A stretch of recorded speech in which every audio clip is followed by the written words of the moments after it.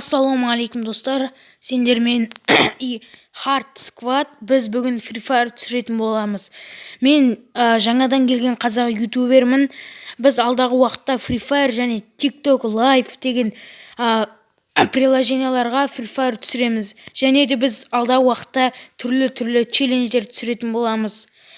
Достар, егер мені жақсы ұнаса, менің видеоларым сіздерге ұнап жатса, сіздер міндетті түрде тіркелуді ұмытпаңыздар.